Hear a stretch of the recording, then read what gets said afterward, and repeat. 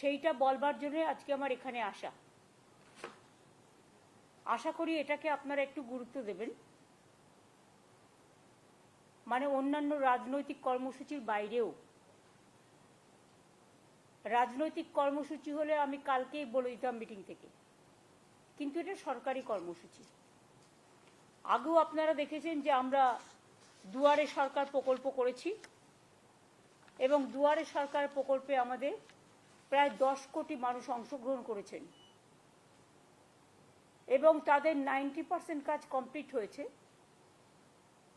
কিন্তু কিছু পড়ে আছে 10% বিভিন্ন স্কিমের ব্যাপারে।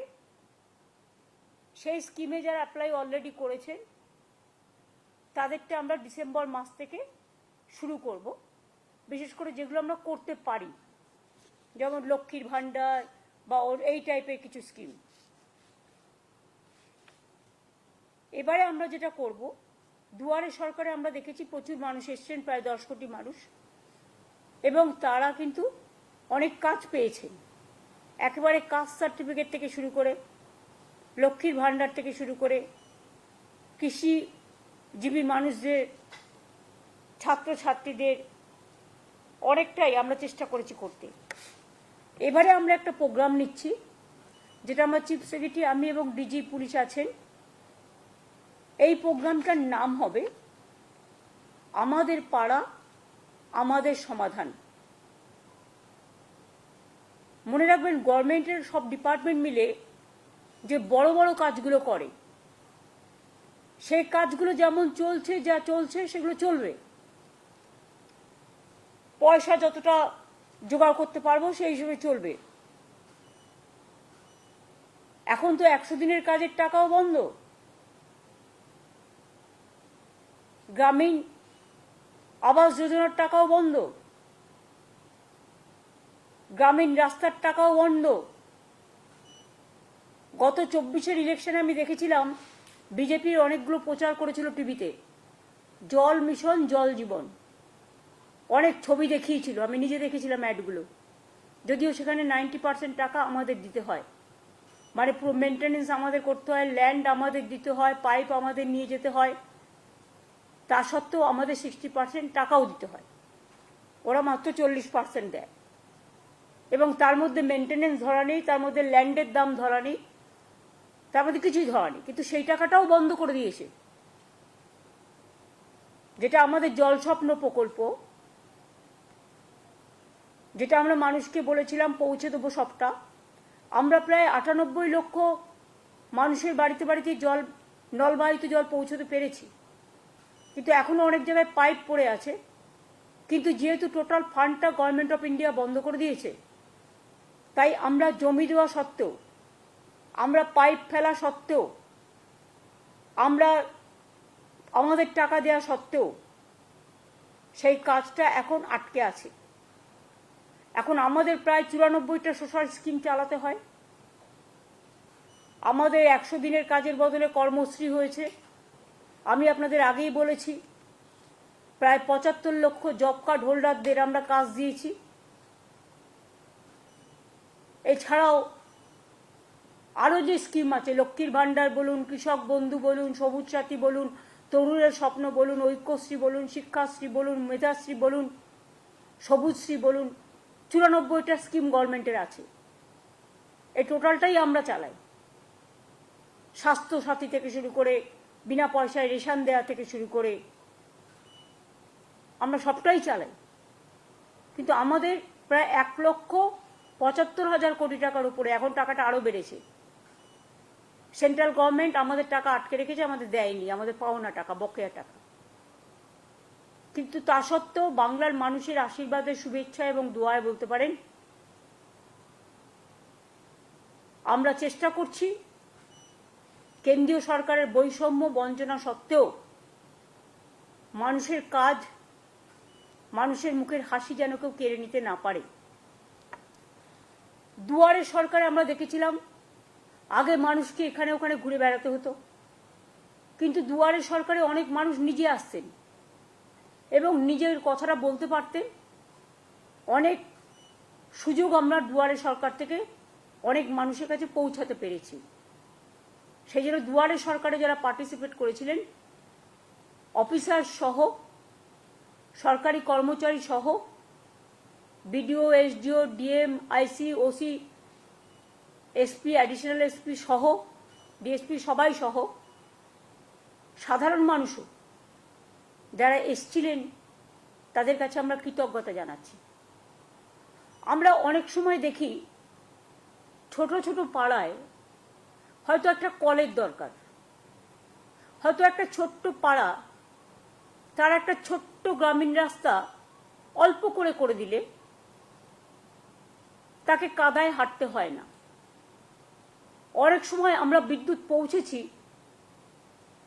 অনেক জায়গাতেই, কিন্তু বাই চান্স যদি কোনো জায়গা বাদ হয়ে যায়, যেখানে ইলেকট্রিসিটি নেই, হয়তো একটা ইলেকট্রিক পোল বসাতে হবে বা বর্ষায় ভেঙে গেছে, এই রকম ধরনের ছোট ছোট কাজগুলো। ধরুন একটা আইসিডিএস সেন্টারের বাড়ি ভেঙে পড়েছে, তার ছাদটা করে দিতে হবে। ধরুন একটা স্কুলের ছাদটা দিয়ে জল পড়ছে, ওই ছাদটা করে দিতে হবে, পুরো স্কুল বিল্ডিং নয়, ছাদটা। এই রকম ছোট ছোট কাজের জন্য আমরা একটা প্রোগ্রাম নিয়েছি গভর্নমেন্টের, আমাদের পাড়া আমাদের সমাধান। এক্ষেত্রে সিস্টেমটা হচ্ছে, আমাদের সরকারি প্রকল্পে অনেক মানুষ অংশ নিয়েছেন, এবার মানুষের প্রকল্পে আমাদের সরকার পথে নামছেন। যদিও এটা খুব ছোট্ট প্রোগ্রাম, কিন্তু যদি বিস্তৃতি দেখেন তাহলে এর বিস্তৃতি খুব ব্যাপক। মাননীয় প্রধানমন্ত্রীজি বারবার বলেছেন আত্মনির্ভরশীলতার কথা, কিন্তু কার্যক্ষেত্রে কিছু হয়নি, করতে হয় টোটালটাই স্টেটকে। আমরা এখানে কি করছি, আমরা যেটা আমাদের পাড়া আমাদের সমাধান, সারা দেশে এইরকম উদ্যোগ এই প্রথম। এখানে মানুষ নিজেদের বুথে, ওই ব্রিজ নয় বা স্কুল নয় বা বড় বড় প্রোগ্রাম নয়, সেগুলো যেমন ডিপার্টমেন্ট করে ডিপার্টমেন্ট করবে, এটা এক্সট্রা প্রোগ্রাম। গ্রামে ছোট ছোট সমস্যা থাকে, সেটা আমাদের সরকারি অফিসাররা শুনবেন এবং তাদের একটা জায়গায় একত্রিত করবে। 3টে করে বুথ নিয়ে একটা সেন্টার হবে, একটা পাড়া হবে, এবং 3টে বুথ নিয়ে আমাদের 80,000 বুথ আছে। এটা করতে 2 মাস সময় লাগবে, কারণ একটা বুথ থেকে আরেকটা বুথে যাবে, একটা বুথ থেকে আরেকটা বুথে যাবে, এবং একদিন করে প্রত্যেকটা বুথে তারা সারাদিন থাকবে এবং সেখানকার সাধারণ মানুষ তাদের জন্য একটা করে জায়গা থাকবে, সেখানে এসে তারা তাদের গ্রামের সমস্যা জানাতে পারে। এটা গ্রামের সমস্যা, এবং সেক্ষেত্রে আলোচনা করে সরকারি অফিসাররা ঠিক করবেন কতটুকু আমরা করতে পারি। বড় প্রোগ্রাম নয়, এটা কিন্তু ছোট। আমরা স্মল ইজ বিউটিফুল, স্মলে চলে যাচ্ছি, গ্রামের অন্দরে, মাটির অন্দরে। সমস্ত কাজই হবে স্বচ্ছতা বজায় রেখে, নিরপেক্ষতা মেনে, অনলাইন পোর্টালের মাধ্যমে, কিন্তু মানুষ নিজের সমস্যা নিজে জানাতে পারে, নিজের কাগজ নিজে জমা দিতে পারে। আমরা যেটা বলতে চাই যে আমাদের অফিসাররা তাদের সাথে আলোচনা করবেন, 3টে বুথ নিয়ে একদিন করে ক্যাম্প হবে পাড়ায় পাড়ায়, মানে 3টে বুথ নিয়ে আমাদের 80,000 বুথ আছে, এবং এখান থেকে কথাগুলো শোনার পরে আমরা একটা ফান্ড স্যাংশন করছি। এত সমস্যার মধ্যেও একটা বুথের জন্য আমরা এর জন্য ছোট ছোট কাজ করার জন্য 10 লক্ষ টাকা করে স্যাংশন করব। তার মানে এখানে প্রায় 8,000 কোটি টাকার উপর সরকারের খরচা হবে, এবং এর ফলে একটা গ্রাম একটা বুথ নিয়ে হয়, আপনারা জানেন, তার কিছু ছোটখাটো সমস্যা থাকতেই পারে, কিন্তু যে ছোটখাটো সমস্যাগুলো হয়তো পঞ্চায়েত স্তরেও তারা পায় না, সেক্ষেত্রে পঞ্চায়েত যেমন কাজ করছে করুক, গ্রামসভা যেমন কাজ করছে করুক, জেলা পরিষদ যেমন কাজ করছে করুক, মিউনিসিপ্যালিটি যেমন করছে করুক, কিন্তু এটা আমরা পশ্চিমবঙ্গ সরকার আমার পাড়ায় আমার সমাধান এই প্রোগ্রামটা করছি। এটা শুরু হবে 4ই আগস্ট থেকে, সরি 2 আগস্ট থেকে, মানে ফ্রাইডে থেকে, স্যাটারডে থেকে হবে। মানে এই শনিবার তো হবে না, 27শে জুলাই, নো, নেক্সট পরের শনিবার থেকে। এটা হচ্ছে রাজ্য স্তরে এর জন্য একটা টাস্ক ফোর্স হবে, তার দায়িত্বে থাকবেন চিফ সেক্রেটারি নিজেই, ফাইন্যান্স সেক্রেটারি ও অন্যান্য দপ্তরের ইম্পর্টেন্ট যারা এইসব কাজ রিলেটেড তাদের নিয়ে চিফ সেক্রেটারি মাথায় থেকে একটা টাস্ক ফোর্স তৈরি করবেন যারা এটাকে মনিটরিং করবে। আর সেম টাস্ক ফোর্স ডিস্ট্রিক্ট লেভেলেও সিএস তৈরি করে দেবেন, সেখানে যারা মনিটরিং করবে, এবং পুলিশ তো সাথে নিশ্চয়ই থাকবে, কারণ ল অ্যান্ড অর্ডার তো তাদের দেখতে হয়। আমরা এই জন্যই প্রোগ্রামটা করছি যে ছোট সমস্যাও কিন্তু অনেক সময় মানুষ খুশি হয়, তাদের কথা কেউ শুনছে, তাদের পাড়াটাকে কেউ মাথায় রেখেছে, তাদের গ্রামটাকে কেউ মাথায় রেখেছে। এই সুযোগে গভর্নমেন্ট একটা 80,000 বুথে পৌঁছে যাওয়ার চেষ্টা করবে। 2 মাস টাইম দেওয়া হচ্ছে, মাঝে পুজোর সময়টার জন্য 15 দিন ছুটি থাকবে, সেই 15 দিনটা আমরা পরের দিকে বাড়িয়ে দেবো, কিন্তু আমরা বুথটাকে কমপ্লিট করব। এই প্রোগ্রামটার জন্যই ওপর থেকে নয়, নিচ থেকে মানুষের কথা শোনা এই প্রোগ্রামটার আসল উদ্দেশ্য, তৃণমূল স্তরে গিয়ে। এবং পাশাপাশি দুয়ারে সরকারও হবে।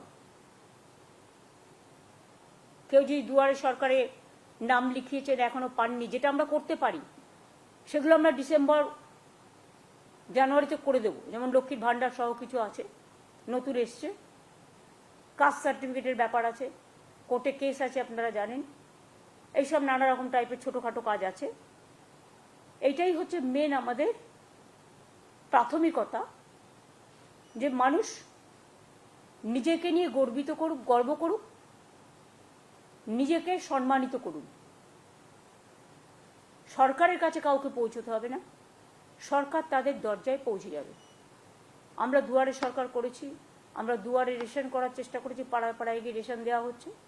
সেইভাবে এটা আমাদের পাড়া, আমাদের সমাধান। 3টে করে বুথ নিয়ে একদিন করেই ক্যাম্প হবে। সকলের সহযোগিতা কামনা করব। এবং এতে আমি আগেও বলেছি, আবার বলি, 8,000 কোটি টাকার উপর খরচ হবে, সেটা স্যাংশন করা হয়েছে, এবং সমস্ত কাজই শেষ হবে পরিকল্পনা থেকে রূপায়ণ সময় বেঁধে 180 দিনের মধ্যে। মানে এখানে 3 মাস বলছে, কিন্তু আমায় করতে হবে 2 মাস, কারণ আগে আমরা ঠিক করেছিলাম 2টো করে বুথ নিয়ে করবো, এখন আমরা ঠিক করেছি 3টে করে বুথ নিয়ে করবো। সেই জন্য এটা কমে যাবে টাইমটা, 60 দিনের মধ্যে হবে। এইটা হচ্ছে, আমি সিএসকে বলবো আজ থেকেই পরিকল্পনার কাজ শুরু করে দেওয়ার জন্য। এটা আমি সিএসের হাতে তুলে দিচ্ছি অফিসিয়ালি, যদি ওনার কাছে আছে সব। এটা ছিল আমাদের সরকারি প্রোগ্রাম ঘোষণা। এবার আমি সরকারি প্রোগ্রামের বাইরে, যদিও বাংলা রিলেটেড বলেই বলছি, দেখুন কালকেও আলিপুরদুয়ারের একজনের কাছে, এও তপশিলি সম্ভবত, অঞ্জলিশীল নিত্যশীল স্বামী, ফালাকাটা, কিন্তু চিঠিটা গেছে কুচবিহারে, ভুল করে আলিপুরদুয়ারে। এবং 19 আর 25 তারিখে লিখেছেও পুরোটা আসামি ভাষায়, এবং আসাম গভর্নমেন্ট থেকে। এই দেখুন, ফরেনার্স ট্রিব্যুনাল কোকরাঝড়, এখান থেকে চিঠিটা গেছে। বাংলার ব্যাপারে আসাম কি করে হস্তক্ষেপ করে? এটা শুধু আনএথিক্যালি নয়, আনকনস্টিটিউশনাল, ইললিগাল, এবং ওরা কিন্তু সীমারেখা লঙ্ঘন করছেন। আমি ডাবল ইঞ্জিন সরকারকে, বিজেপিকে বলবো, নিজেদের চরকায় তেল দিন, ওখানে তো কালী মন্দিরও ভাঙছেন, দাঙ্গা করছেন, ঘরবাড়ি পুড়িয়ে দিচ্ছেন, মানুষ উচ্ছেদ করছেন, ডিটেনশন ক্যাম্পে সবাইকে রেখে দিয়েছেন, অনেক মানুষের নাম বাতিল করেছেন। এইভাবে যদি মনে করেন আপনারা দেশ চালাবেন, দেশটা কিন্তু বিভক্ত হয়ে যাবে, এবং দেশ যদি একবার বিভক্ত হয়ে যায় তাহলে দেশের শক্ত কাঠামোটা নষ্ট হয়ে যাবে। এটা আমরা কেউ চাই না। আমরা চাই আমাদের দেশ ঐক্যবদ্ধ, শক্তিশালী থাকুক। এটা যদি কেউ চান, আসামি ল্যাঙ্গুয়েজে লিখেছে, আমি সৌম্যকে দিয়ে দিচ্ছি, সব প্রেসকে একটা করে কপি দিয়ে দেবে। আমি নিজে ভাষাটা পড়লাম, প্রথমে দেখে মনে করবেন ওটা বাংলা ভাষা, তা নয়।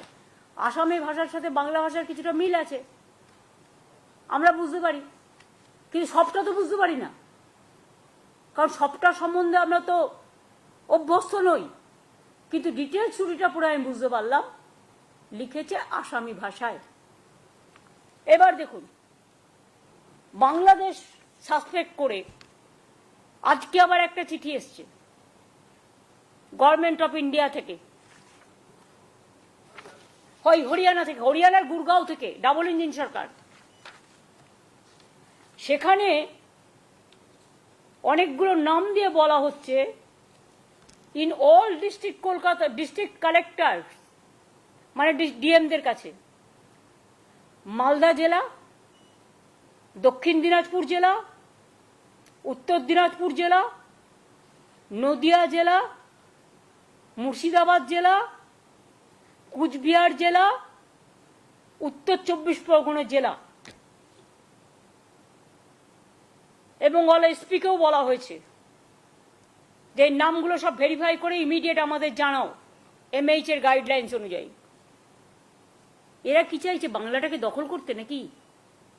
মানে গায়ের জোরে বাংলা রাজ্যটাকে উঠিয়ে দিতে? ভাষা সন্ত্রাস চলছে, মানুষের উপর অত্যাচার সন্ত্রাস চলছে। এবার প্রত্যেকটা জেলা চুনকে চুনকে, মানে বেছে বেছে জেলার মানুষদের যাতে সংকটে ফেলা যায়। আমি সবাইকে বলবো, কেউ ভয় পাবেন না, আমরা আমাদের কাজ আমাদের মতো করব, মানুষকে রক্ষা করা আমাদের দায়িত্ব এবং কর্তব্য। এই সব করে ভোটার লিস্ট থেকে নাম বাদ দিয়ে বিজেপি যদি মনে করেন মহারাষ্ট্র দিল্লির মতো বাংলায় জিতবেন, তাহলে ভুল করছেন। মানুষের বিস্ফোরণ গতকাল আপনারা দেখেছেন, কাউকে আমরা নিয়ে আসিনি, তারা নিজেদের তাগিদে এসছেন। এবং এটাও যদি চান, এটাতেও প্রায় নাম আছে 52 জনের।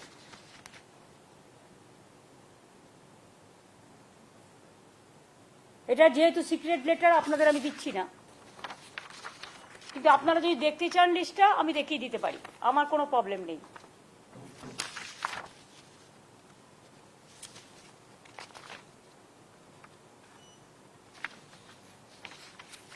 এই দেখুন ফুল পেজ লিস্ট, দেখুন ফুল পেজ লিস্ট, দেখুন ফুল পেজ লিস্ট।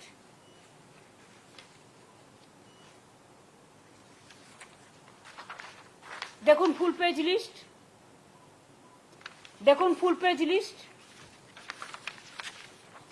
52 পর্যন্ত সিরিয়াল।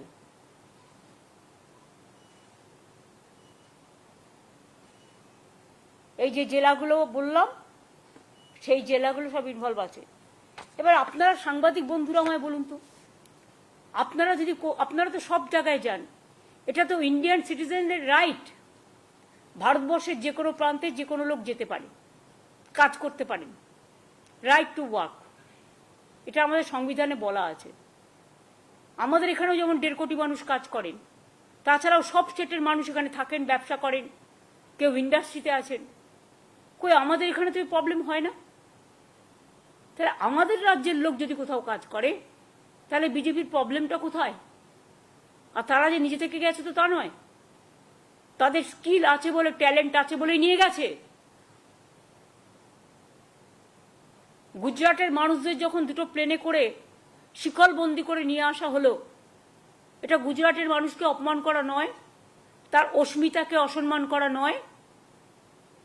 তেমনি মনে রাখবেন, গুরগাঁওয়ে যাদের রেখে দিয়েছেন ডিটেনশন ক্যাম্পে বা জেল তৈরি করে, আসামে যাদের রেখে দিয়েছেন, উড়িষ্যায় যাদের রাখছেন, ছত্তিশগড়ে যারা রাখছেন, মধ্যপ্রদেশে যাদের রাখছেন, রাজস্থানে যাদের রাখছেন, দিল্লিতে যাদের রাখছেন, মনে রাখবেন, আমি জানি না কারায় বুদ্ধি দিচ্ছেন। নিশ্চয়ই বুদ্ধিভ্রম হয়েছে, বুদ্ধিভ্রষ্টা হয়েছে। পয়েলগাঁওতে যারা আক্রমণ করলো সেই জঙ্গিদের কেন অ্যারেস্ট করছেন না? মণিপুরে যে তাণ্ডব আজও চলছে, আসামের মুখ্যমন্ত্রী মহাশয়, আপনাকে সম্মান জানিয়েই বলছি, আপনি মণিপুর তো কন্ট্রোল করতে পারলেন না, আপনি নাকি নর্থ ইস্টার্নের দায়িত্বে। এমনকি মণিপুরের যিনি মন্ত্রী মহাশয়, যিনি আবার নর্থ ইস্টার্নের চার্জেও আছেন, তারা কেউ ভয়ে মণিপুরে যেতে পারেন না। আর যত কিছু আপনাদের রাগ, বিদ্বেষ, বঞ্চনা, লাঞ্ছনা, অত্যাচার, অসম্মান, আমাদের ভাষার উপর অত্যাচার, ভাষা সন্ত্রাস, অস্মিতা, ভাষা আমাদের অস্মিতা, ভাষাকে আমরা মনে করি আমাদের সম্মান, সব মানুষের ভাষা, সব মানুষের সম্মান। আমি আবার বলছি, I am not against of any language, any languages. I love all the languages because unity in diversity is our origin. We have different states, different religions, different food practice, different culture.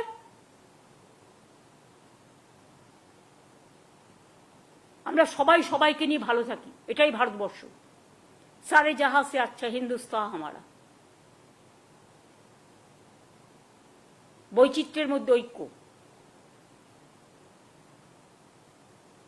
কিন্তু সেটা না করে বাংলা ভাষায় কথা বললেই মনে হচ্ছে যেন আমরা খুব অপরাধ করে ফেলেছি। বাংলা ভাষায় কথা বলা কি অপরাধ? আমি মনে করি অন্য ভাষায় কথা বলাও যেমন অপরাধ নয়, তেমনি আমাদের মাতৃভাষা, আমরা তো ছোটবেলায় বাংলাও শিখেছি, হিন্দিও শিখেছি, স্কুলে সংস্কৃতও শিখেছি ক্লাস 8 পর্যন্ত। তো যদি আমাদের আপত্তি না থাকে অন্য কোনো ভাষায়, তাহলে আপনারা কেন আমাদের ভাষাভাষী লোকেদের উপর অত্যাচার করছেন? এর থেকে নিজেদের ঘরটাকে সামলান না।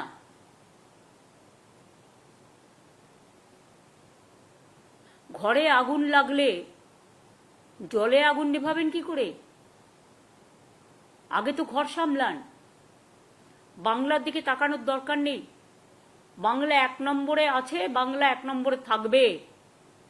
আর বাংলার মেধা, বাংলার প্রতিভা, নাসা থেকে ভাষা মাথায় রাখবেন।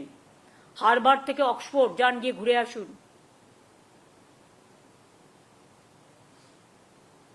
আমি একটা ছোট্ট বলছি, স্টোরির মতো, আমরা ছোটবেলা থেকে শুনে আসছি।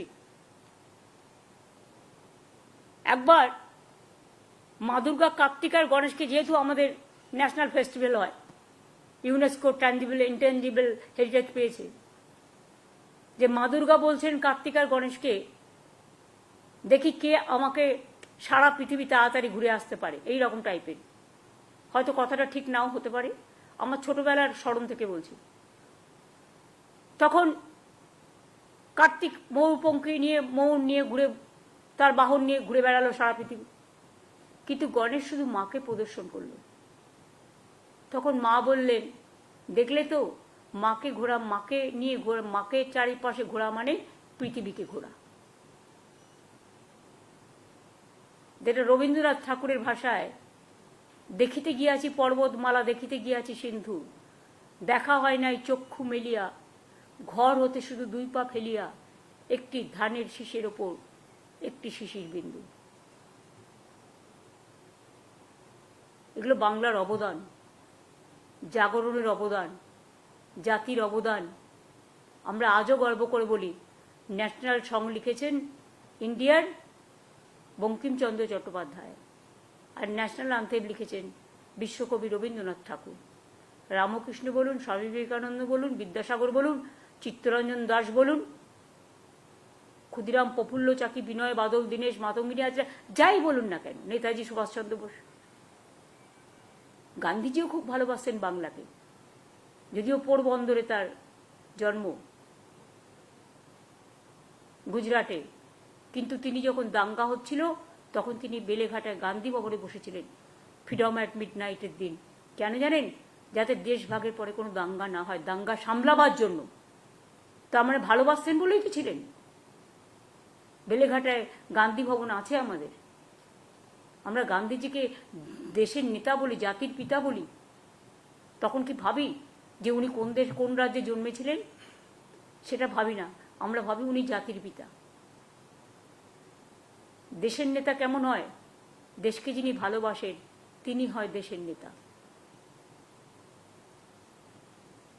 সুতরাং মানুষকে ভালোবাসলে তবেই দেশকে ভালোবাসা যায়, আর মানুষকে ভালো না বাসলে দেশকে ভালোবাসা যায় না। এইটুকুই আমার বলার ছিল। আমি ডকুমেন্টটা সিএস এর কাছে দিচ্ছি, কারণ যেহেতু ডকুমেন্টটা আমাদের কাছে এসছে। এই পর্যন্ত আজকে আমার বলার ছিল। তারপরে যদি এই সাবজেক্টের উপর আপনাদের কোনো কোশ্চেন থাকে, ইউ ক্যান। एक सवाल था पार्लियामेंट से जुड़ा हुआ। पहले आप बताओ, आप लोग तो हम जो कहते हैं वो आप कहते हैं, वो तो नहीं कहते हैं। आप लोगों के ऊपर तो रेस्ट्रिक्शन होता है, बीजेपी जो कह देता है वही आप लोग कह देते हैं। आप कर सकते हैं ना, हम जो बोलते हैं करने का हिम्मत है। आज तो दूरदर्शन को भी ले लिया, एएनआई को भी ले लिया, सबको ले लिया, लेकिन आप पूछिए, आपका पूछने का हक है। कल पार्लियामेंट में राज्यसभा में ऑपोजिशन एमएलए से मूव किया था नोटिस जस्टिस वर्मा के खिलाफ, उसके बाद ही वाइस प्रेसिडेंट जगदीप धनखड़ ने उसको एक्सेप्ट किया। आपकी उसको घुमा रहा है। देखिए, जो हमारा पता नहीं है, एक चीज आप लोगों को तैयार करके देता है, आप करते हैं, इसका अंदर में और कुछ गड़बड़ है, देख लो। क्यों आप इसको डेकोरेशन किया है? ये आपका डेकोरेशन हो सकता है, और इसको जवाब दिए हम नहीं कर सकता है। इसको पार्लियामेंट्री कमेटी सब है, एमपीज लोग है, उसको सवाल करने का आदत है, वो जब मौका मिलेगा करेगा। लेकिन आप तो क्वेश्चन तैयार करके ले आया, रिप्लाई तैयार करके ले आया, आपको कैसे पता चला इसके लिए किया? You cannot decide the political parties for what reason Mr. Dhankar resigned. You cannot decorate that line.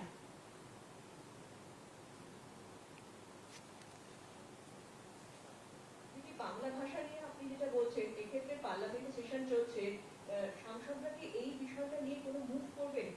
এবং আমাদের সবাই তো, কালকে তো অভিষেক বলেছে, আপনারা দেখলেন যে আমরা এবার থেকে বাংলায় কথা বলবো, যারা বাংলা থেকে গেছে। অন্য ভাষাতেও কথা বলবো, কিন্তু বাংলাতেও আমরা বক্তব্য দেবো। পার্লামেন্টে একটা সুবিধা আছে, আমার সময় থেকে আমি জানি যে ট্রান্সলেটর আছে, যে কোনো কেউ যে কোনো ভাষায় কথা বলতে পারে, তাদের 1 ঘন্টা আগে নোটিশ দিতে হয়, এবং তখন ট্রান্সলেটররা সাইমেলটেনিয়াসলি ইংলিশ এবং হিন্দিতে ট্রান্সলেট করে দেয়। দুই, আমি আরেকটা কথা বলেছি, আমি বলেছি আমি যেখানেই যাব আমি সেখানে একটা করে ভাষা নিয়ে, ভাষা সন্ত্রাসের ওপর ধিক্কার জানিয়ে মিছিল করব। আমরা সম্ভবত যদি সবকিছু ঠিকঠাক থাকে, তাহলে 27 আর 28 আমাদের বীরভূমে প্রোগ্রাম আছে, কারণ আমাদের অনেক একটা এআরএম মিটিং হবে, আর তাছাড়াও আমাদের ব্রিজ উদ্বোধন আছে, আরও কিছু উদ্বোধনের প্রোগ্রাম আছে। ওগুলো করে দিলে তাড়াতাড়ি করে ব্রিজগুলো চালু হয়ে যাবে। কাজে ওখানেও কিন্তু আমি যখন যাব, আমি ভাষা নিয়ে একটা মিছিলও করব।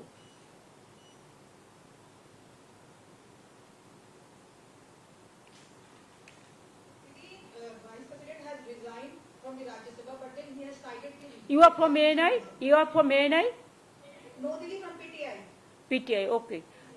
Then she is from ANI, na? Your friend? Pooja from Times Now. Times Now, okay. You, please. Bolo. They are saying that Mr. Dhankar has resigned citing the reason of health issues. Now, how do you see that? I don't have any comments about it, because let us see the things. Let us watch. He is wealthy man. He is a healthy man. I think his health is absolutely okay.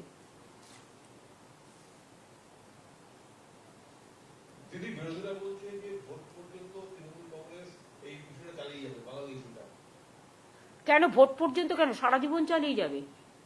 Trinamool যখনই এ ধরনের সন্ত্রাস হয়েছে তখন লড়াই করেছে, লড়বে।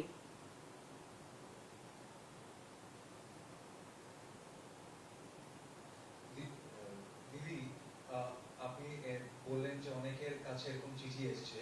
আমরা আগে দেখেছিলাম যখন এরকম কোনো মানুষকে সন্দেহ চোখে রেখে ডিটেনশন ক্যাম্পে পাঠিয়েছে, তখন রেসপেক্টিভ ডিস্ট্রিক্ট পুলিশের কাছে লেটার যায়, কোয়েরি লেটার যায়।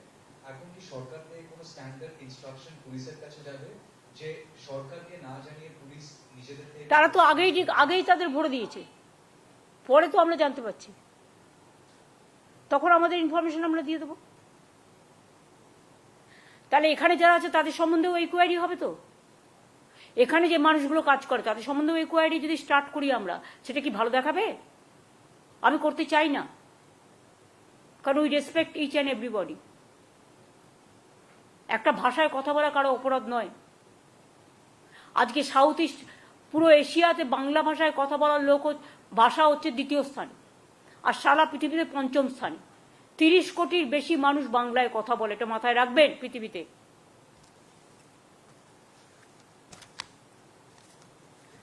আই থিঙ্ক হয়ে গেছে। আমার আবার ইউনিসেফের ওরা আসবে, আমার মিট করতে হবে। একটা জিনিস সেখানে জিজ্ঞেস করা ছিল, সেটা হচ্ছে যে এই যাদের নিয়ে কোয়েরি করতে পাঠাচ্ছে তাদেরকে নির্দিষ্ট হোল্ডিং যাচ্ছে, মানে যে রাজ্য থেকে কোয়েরি পাঠাচ্ছে সেখানে 30 দিনের জন্য একটা হোল্ডিং ক্যাম্পে রেখে দেওয়া হচ্ছে। সেটা তো কালকে আপনাদের এই মিটিংয়ে দেখালাম। এটা ইল্লিগাল ডিটেনশন এবং অসম্মান আমাদের মাতৃভাষার প্রতি। এটা চ্যালেঞ্জ হবে, just wait and see, it will be challenge at proper time.